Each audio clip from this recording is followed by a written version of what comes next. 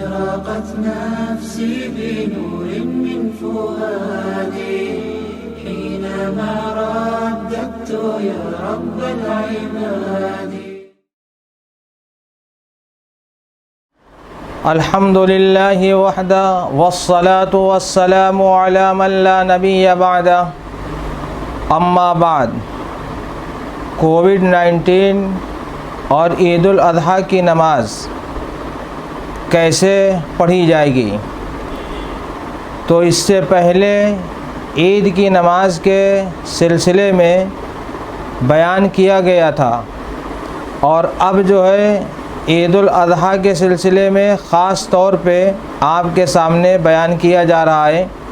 سب سے پہلی بات تو یہ ہے کہ جس شہر یا جس علاقے، جس ڈسٹرکٹ، جس اسٹیٹ کے اندر گورنمنٹ نے اجازت دے رکھی ہے بقرعید کی نماز پڑھنے کی، تو وہاں مسلمان با جماعت نماز اکٹھے ہو کر پڑھیں. اور جن علاقوں میں اور جن ضلعوں میں اور جن اسٹیٹ میں، صوبے میں گورنمنٹ نے اجازت نہیں دی ہے، وہاں پر مسلمان گورنمنٹ کی ہدایات کے مطابق 4-4، 5-5 مل کر مسجدوں میں نماز با جماعت ادا کریں. اسی طریقے سے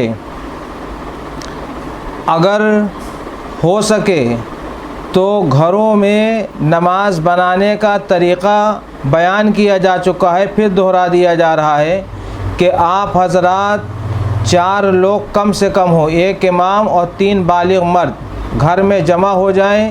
بقرعید کی نماز کے لیے نہ اذان ہے نہ تکبیر ہے، اور وہیں پر بقرعید کی نماز ادا کی جائے گھروں پر، اور اس کے بعد جو ہے خطبہ پڑھا جائے. اور خطبہ بھی مختصر طور پر لکھ دیا گیا ہے، اس میں آپ کو مل جائے گا انشاءاللہ تعالی. اور اگر یہ بھی ممکن نہ ہو سکے کسی کے لیے کہ بقرعید کی نماز جماعت سے پڑھ سکے گھر میں یا مسجد میں یا عیدگاہ میں، تو پھر اس کے لیے مسئلہ یہ ہے کہ وہ چاش کی نماز پڑھ لے، یا جو ہے 2 رکعت نماز شکرانہ ادا کر لے. ایک اور بڑی اہم بات یہ ہے کہ بہت سے لوگوں کے دل میں یہ خیال آ رہا ہے، اور بہت سے لوگوں نے مجھ سے سوال بھی کیا ہے کہ جب ہم عید کی نماز نہیں پڑھ سکتے، اور یا ہم چاش پڑھتے ہیں یا کوئی اور نماز پڑھتے ہیں، عید الاضحیٰ کی نماز نہیں ادا کر سکتے، تو ہم پر قربانی بھی واجب نہیں ہے. تو اس کا جواب یہ ہے کہ 2 الگ الگ واجب ہیں. ایک بقرعید کی نماز پڑھنا واجب ہے، اور دوسرے قربانی کرنا واجب ہے. اگر کوئی شخص بقرعید کی نماز نہیں ادا کر سکا ہے تو اس سے قربانی کا فریضہ اور وجوب ساقط نہیں ہوتا ہے، معاف نہیں ہوتا ہے، بلکہ اس کو قربانی کرنا ہوگا اگر اس کے اوپر واجب ہے.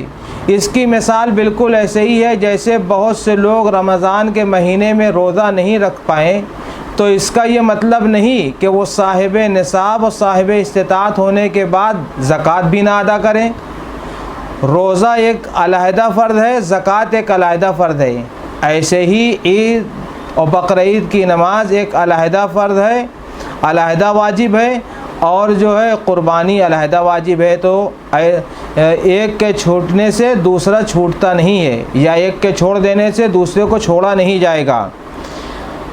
اور ایک مسئلہ اور ہے کہ اگر شہر کی بات ہے تو شہر کے اندر جب تک بقرعید کی نماز نہ ہو جائے اس وقت تک قربانی کرنا جائز نہیں ہے. لہذا اس کو لوگ غلط ملت کر دیتے ہیں کہ بقرعید کی نماز نہیں ہوگی تو قربانی نہیں ہوگی. نہیں، بقرعید کی نماز اگر کسی گاؤں میں نہیں ہو سکی ہے تو وہاں پہ قربانی کر سکتے ہیں، اور شہر میں جو ہے جب تک نماز نہ ہو جائے تب تک جو ہے قربانی نہیں کرنا چاہیے. بہرحال تمام امت مسلمہ کو قربانی بھی کرنا چاہیے اور بقرعید کی نماز بھی با جماعت ادا کرنا چاہیے.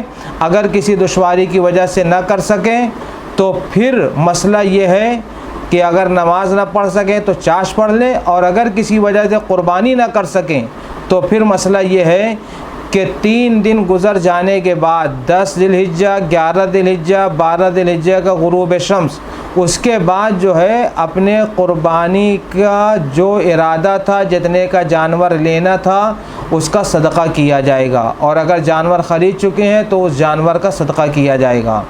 اگر قربانی کسی مجبوری سے یا حکومت کی پابندی سے نہ ہو سکے تب یہ مسئلہ ہے۔ اور آخری بات یہ ہے کہ نماز پڑھنے میں اور قربانی کرنے میں حکومت کی پابندیوں کا اور WHO کے جو ہے اصول اور ضوابط کا لحاظ کرے ہر ایک انسان اور ہر ایک مسلمان۔ وآخر دعوانا ان الحمد للہ رب العالمین۔ أشرقت نفسي بنور من فؤادي حينما رددت يا رب العباد، وانتشت روحي وصار الدمع يجري، يا إلهي خذ بقلبي للرشاد.